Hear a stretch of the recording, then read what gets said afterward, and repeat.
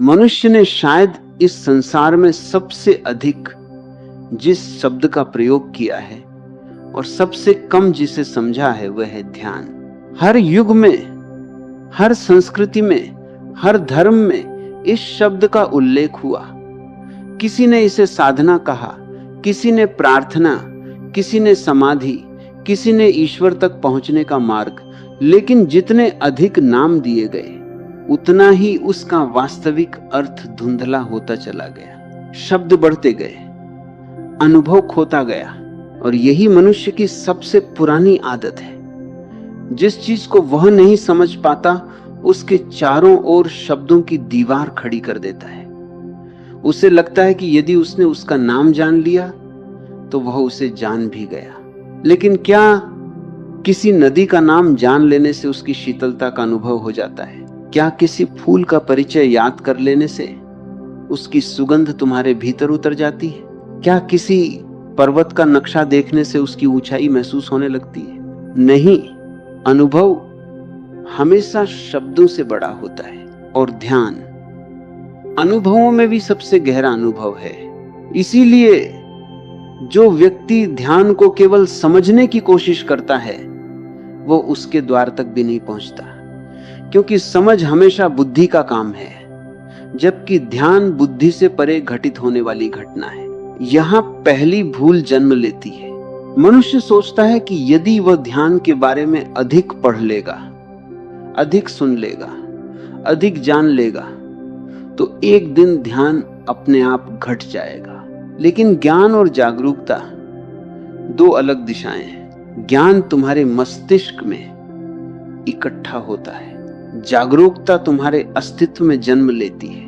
ज्ञान तुम्हें विद्वान बना सकता है, जागरूकता तुम्हें स्वतंत्र बनाती है। और इन दोनों के बीच उतना ही अंतर है जितना किसी प्यासे व्यक्ति और पानी के चित्र के बीच। चित्र सुंदर हो सकता है लेकिन वो प्यास नहीं बुझा सकता। इसी प्रकार ध्यान के बारे में हजारों पुस्तकें पढ़ लेने के बाद भी भीतर वही बेचैनी बनी रह सकती है, क्योंकि बेचैनी शब्दों से समाप्त नहीं होती, बेचैनी समाप्त होती है देखने से।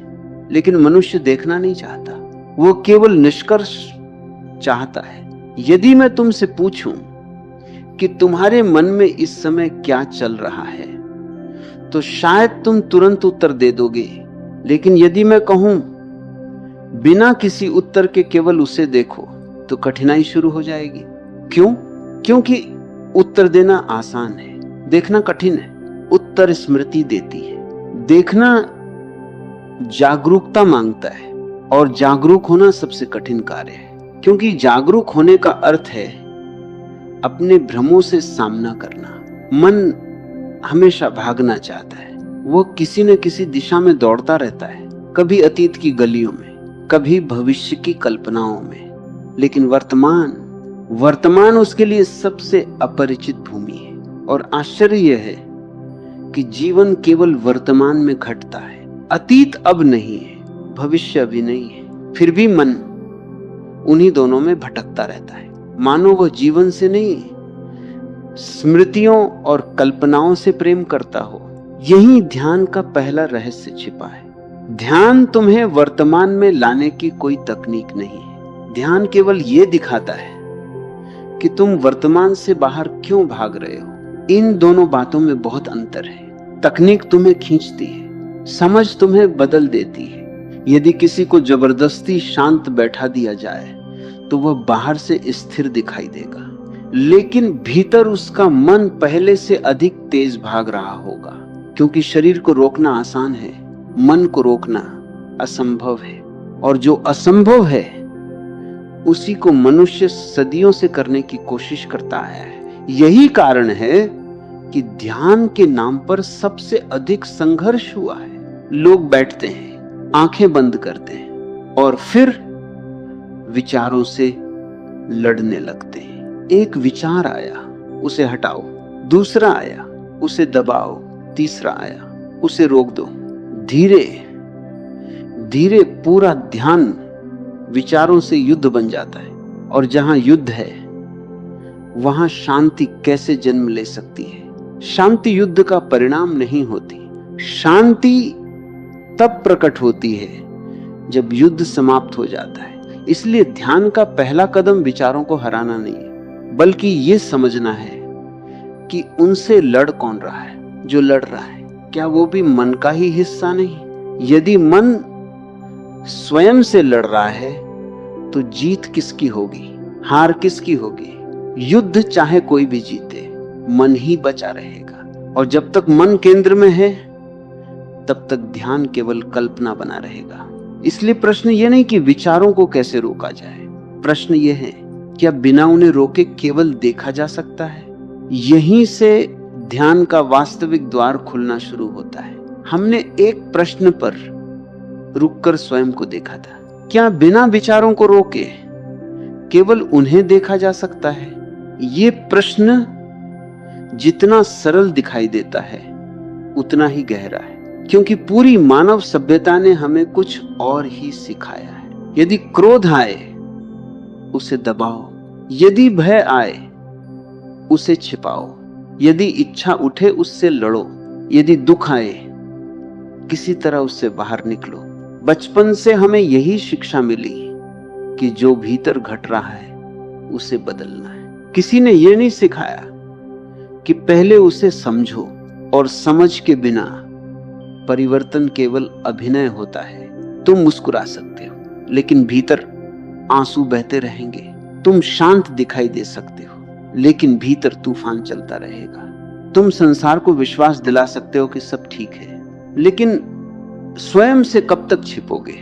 ध्यान यहीं से आरंभ होता है। जब मनुष्य पहली बार अपने भीतर चल रही हर घटना को बिना सजाए, बिना छिपाए, बिना बदलने की कोशिश किए देखता है, और तभी उसे एक विचित्र बात दिखाई देने लगती है।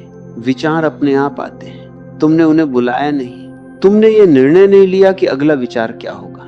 यदि वास्तव में विचार तुम्हारे नियंत्रण में होते तो क्या तुम कभी चिंता चुनते? क्या कोई व्यक्ति स्वयं निर्णय लेकर रात भर बेचैन रहना चाहता है? क्या कोई जान बूझकर भय पैदा करता है?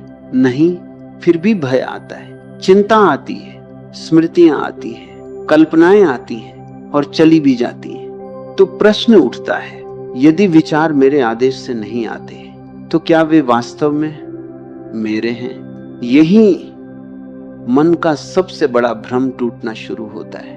मन हर आने जाने वाली चीज पर अपना नाम लिख देता है। मेरा विचार, मेरा दुख, मेरा क्रोध, मेरा अहंकार। लेकिन क्या केवल मेरा कह देने से कोई वस्तु तुम्हारी हो जाती है? आकाश में बादल आते हैं, कुछ देर ठहरते हैं, फिर बिना अनुमति लिए चले जाते हैं। क्या आकाश कभी उनसे कहता है मत जाओ, तुम मेरे हो? नहीं, क्योंकि आकाश जानता है कि बादलों का स्वभाव आना और जाना है। आकाश का स्वभाव केवल खुला रहना है। मनुष्य ने अपने भीतर भी यही भूल कर दी। उसने विचारों को पकड़ लिया, और जो पकड़ा जाता है वही बोझ बन जाता है। ध्यान पकड़ना नहीं सिखाता, ध्यान छोड़ना भी नहीं सिखाता, क्योंकि छोड़ने में भी पकड़ का उल्टा रूप छिपा है। यदि मैं कहूं मैंने अपना क्रोध छोड़ दिया, तो ध्यान से देखो, क्रोध से अधिक महत्व अब मैं को मिल गया। अहंकार ने केवल अपना वस्त्र बदल लिया। इसलिए ध्यान न पकड़ना है न छोड़ना, ध्यान केवल देखना है।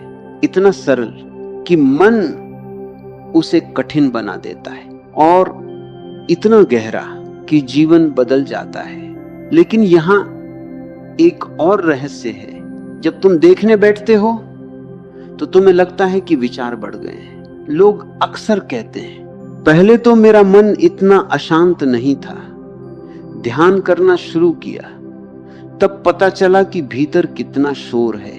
वास्तव में शोर बढ़ा नहीं, पहली बार तुमने उसे सुनना शुरू किया।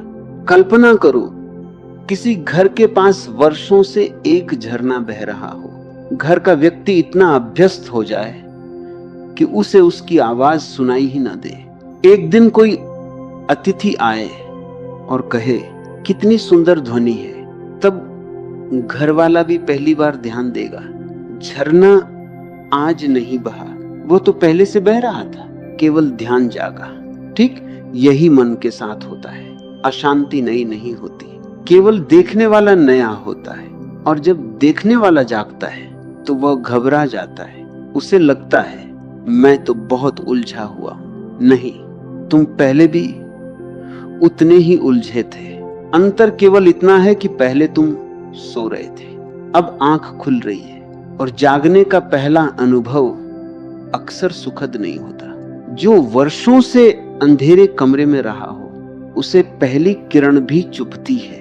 लेकिन क्या इसका अर्थ यह है कि प्रकाश गलत है? नहीं, दर्द आंखों में नहीं, आदतों में है। इसीलिए ध्यान साहस मांगता है, तकनीक नहीं, साहस। अपने भीतर उतरने का साहस, अपने भ्रमों को टूटते देखने का साहस, अपने बनाए हुए चेहरे गिरते देखने का साहस। क्योंकि मनुष्य ने जीवन भर एक छवि बनाई है, मैं ऐसा हूं। ध्यान धीरे धीरे पूछता है, क्या सचमुच, क्या तुम वही हो जो तुमने अपने बारे में मान लिया है, या वह केवल स्मृतियों, प्रशंसाओं, आलोचनाओं और अनुभवों का संग्रह है? यदि सब कुछ बदलता रहा तो वह कौन है जो हर परिवर्तन को देख रहा है? बचपन बदला, शरीर बदला, विचार बदले, रिश्ते बदले, विश्वास बदले, लेकिन एक बात कभी नहीं बदली, देखने की क्षमता। शायद यही तुम्हारा वास्तविक केंद्र है। और जब ये बात केवल विचार नहीं बल्कि अनुभव बन जाती है, तब ध्यान की यात्रा सचमुच शुरू होती है। क्योंकि उसी क्षण पहली बार तुम्हें पता चलता है तुम मन के भीतर नहीं हो, मन तुम्हारे सामने घट रहा है। यदि मन तुम्हारे सामने घट रहा है तो फिर एक प्रश्न स्वाभाविक रूप से उठता है, मैं कौन हूं? यही वह प्रश्न है जिससे मनुष्य सदियों से बचता आया है। इसलिए नहीं कि उत्तर कठिन है, बल्कि इसलिए कि यह प्रश्न तुम्हारी पूरी बनाई हुई पहचान को हिला देता है। तुम्हें बचपन से एक नाम दिया गया, धीरे धीरे तुमने मान लिया यही मैं हूं। फिर तुम्हें बताया गया कि तुम किस परिवार से हो, किस समाज से हो, किस देश से हो, किस धर्म से हो। इन सब बातों को तुमने स्वीकार कर लिया और देखते ही देखते तुमने अपने चारों ओर पहचानों का एक विशाल महल बना लिया। अब यदि कोई पूछे तुम कौन हो तो तुम अपने नाम से उत्तर दोगे, अपने काम से उत्तर दोगे, अपने रिश्तों से उत्तर दोगे। लेकिन ध्यान से देखो, क्या ये उत्तर वास्तव में तुम्हारे हैं? यदि कल तुम्हारा नाम बदल दिया जाए, क्या तुम बदल जाओगे? यदि तुम्हारा काम छिन जाए, क्या तुम समाप्त हो जाओगे? यदि लोग तुम्हें पहचानना बंद कर दें, क्या तुम्हारा अस्तित्व भी मिट जाएगा? नहीं। फिर भी मन इन्हीं चीजों से स्वयं को जोड़कर जीता है। यही कारण है कि छोटी सी आलोचना भी भीतर तूफान खड़ा कर देती है। क्योंकि आलोचना विचारों को नहीं, पहचान को चोट पहुंचाती है। और जिसने अपनी पहचान को ही स्वयं समझ लिया हो, वह हर चोट को अपनी मृत्यु समझेगा। ध्यान पहली बार तुम्हें यह देखने देता है कि पहचान उपयोगी हो सकती है, लेकिन सत्य नहीं। नाम की आवश्यकता है समाज के लिए, व्यवहार के लिए, लेकिन भीतर जहां कोई दूसरा नहीं पहुंच सकता, वहां तुम्हारा नाम किस काम का? जब तुम बिल्कुल अकेले बैठे होते हो, क्या तुम स्वयं को अपने नाम से पुकारते हो? जब गहरी नींद आती है, क्या तुम्हारा नाम वहां भी रहता है? जब कोई विचार नहीं होता, क्या तब भी तुम नहीं होते? यही सबसे सूक्ष्म रहस्य छिपा है। अस्तित्व विचारों पर निर्भर नहीं है। विचार आते हैं, तुम बने रहते हो, भावनाएं बदलती हैं, तुम बने रहते हो, शरीर बदलता है, तुम बने रहते हो, समय बदलता है, तुम बने रहते हो। तो फिर तुम्हारा वास्तविक स्वरूप क्या है? ध्यान इस प्रश्न का उत्तर नहीं देता। ध्यान उत्तरों का व्यापार नहीं करता। जहां उत्तर मिल जाते हैं वहां खोज समाप्त हो जाती है, और जहां खोज समाप्त हो गई वहां जीवन भी रुक गया। इसलिए ध्यान उत्तर नहीं देता, वह तुम्हें प्रश्न के साथ जीना सिखाता है। क्योंकि कुछ प्रश्न ऐसे होते हैं जिनका उत्तर शब्दों में नहीं, जीवन में मिलता है। मन जल्दी में रहता है, उसे हर बात का निष्कर्ष चाहिए। वो कहता है मुझे बता दो मैं कौन हूं। लेकिन यदि कोई तुम्हें उत्तर दे भी दे तो वो केवल उसका उत्तर होगा, तुम्हारा नहीं। उधार का सत्य सत्य नहीं होता, वह केवल स्मृति बन जाता है, और स्मृति कभी मुक्ति नहीं देती। इसीलिए जिसने सच में जाना उसने कम बोला, और जिसने बहुत बोला अक्सर उसने केवल सुना हुआ दोहराया। क्योंकि जो अनुभव बन जाता है वह शब्दों से छोटा नहीं किया जा सकता। कल्पना करो, किसी ने कभी समुद्र न देखा हो, तुम उसे कितनी भी सुंदर भाषा में समुद्र समझाओ, वह केवल कल्पना करेगा। लेकिन एक क्षण ऐसा आएगा जब वह स्वयं समुद्र के सामने खड़ा होगा। उस एक क्षण में तुम्हारी सारी व्याख्याएं व्यर्थ हो जाएंगी। अनुभव ने शब्दों को पीछे छोड़ दिया। ध्यान भी ऐसा ही है, इसे समझाया जा सकता है लेकिन समझा नहीं जा सकता। इसे सुना जा सकता है लेकिन पाया नहीं जा सकता। इसे केवल जिया जा सकता है। और जब तुम जीना शुरू करते हो तब एक और परिवर्तन दिखाई देता है। पहले तुम हर विचार के साथ बह जाते थे, अब विचार आते हैं और चले जाते हैं।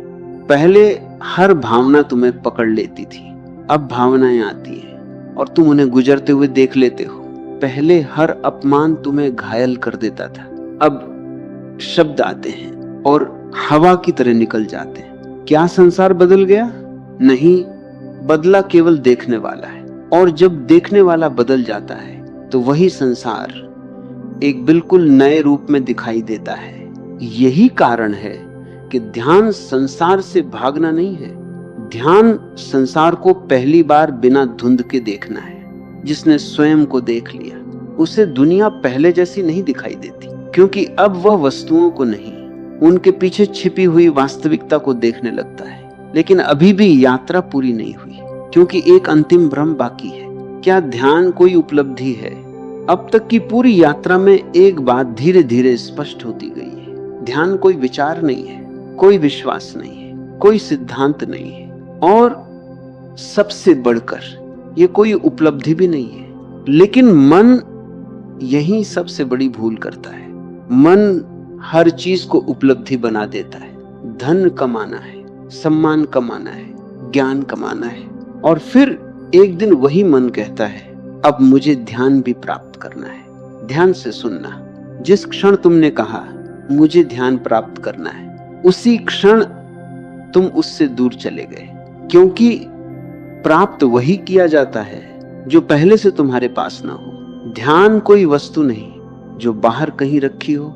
ध्यान तुम्हारा स्वभाव है, उसे पाया नहीं जाता, केवल उसके ऊपर जमी हुई धूल हटती है। कल्पना करो, एक दर्पण वर्षों से धूल में ढका पड़ा हो, कोई उसे साफ करे तो क्या उसने दर्पण बनाया? नहीं, दर्पण पहले से था, सिर्फ दिखाई नहीं दे रहा था। ठीक यही मनुष्य के साथ है। तुम्हारे भीतर शांति को लाना नहीं, वो पहले से मौजूद है, लेकिन उसके ऊपर विचारों की धूल है, स्मृतियों की धूल है, डरों की धूल है, इच्छाओं की धूल है, और सबसे मोटी धूल मैं की धूल। ये मैं क्या है? यदि ध्यान से देखो तो ये भी केवल स्मृतियों का संग्रह है। किसी ने बचपन में तुम्हारी प्रशंसा की, एक ईंट जुड़ गई।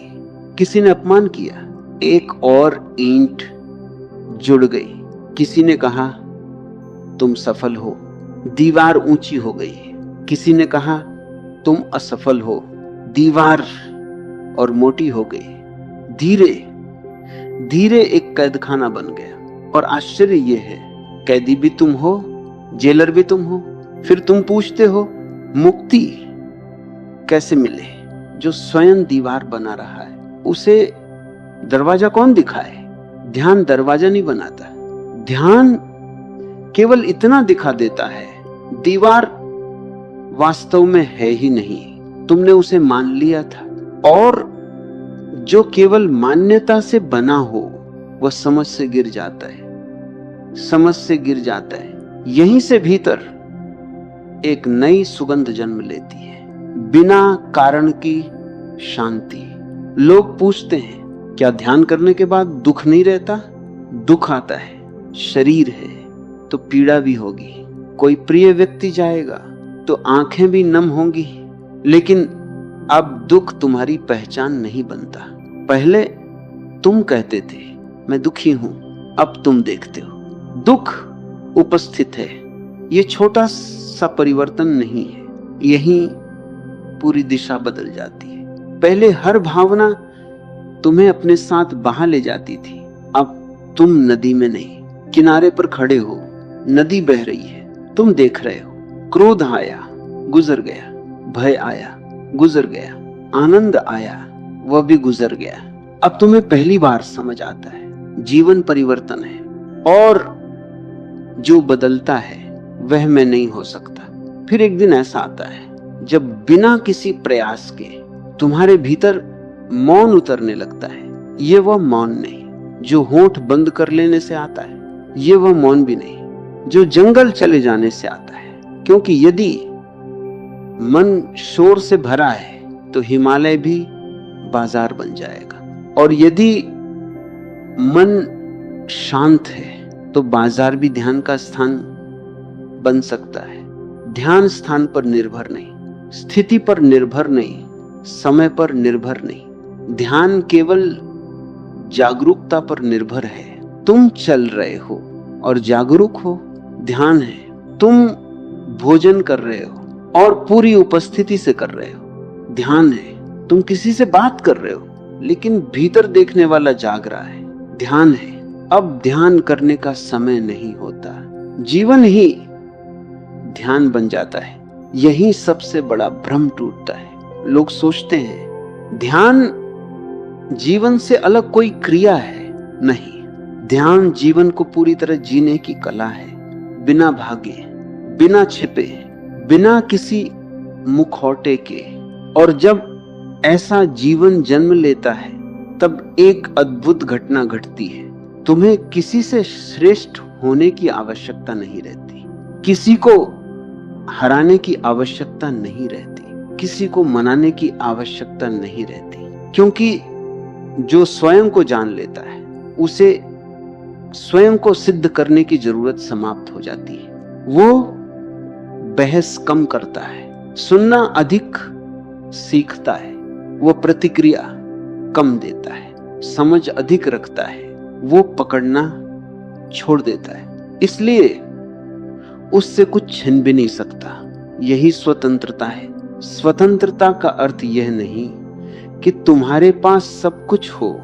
स्वतंत्रता का अर्थ है यदि सब कुछ चला जाए तब भी तुम अपने भीतर से खाली न हो। और जब भीतर यह समृद्धि जन्म लेती है तब पहली बार समझ आता है ध्यान का उद्देश्य शांति पाना नहीं था, शांति तो उसका स्वाभाविक परिणाम है। ध्यान का उद्देश्य आनंद पाना भी नहीं था, आनंद भी उसका परिणाम है। ध्यान का उद्देश्य किसी ईश्वर तक पहुंचना भी नहीं था, क्योंकि जहां पहुंचने वाला ही शांत हो गया वहीं खोज समाप्त हो गई। और शायद जिसे लोग सदियों से ईश्वर कहते रहे वह कोई व्यक्ति नहीं, कोई आकृति नहीं, कोई दूर बैठी हुई शक्ति नहीं, बल्कि वही असीम निर्विचार जागरूक मौन है जो इस क्षण भी तुम्हारे भीतर उपस्थित है। उसे बनाना नहीं है, उसे बुलाना नहीं है, उसे पाना नहीं है, केवल जो उसके बीच खड़ा है उसे देख लेना है। और जिस दिन देखने की यह कला पूर्ण हो जाती है उस दिन ध्यान नहीं घटता, उस दिन केवल तुम घट जाते हो। और जो शेष बचता है उसे शब्द कभी व्यक्त नहीं कर सकता।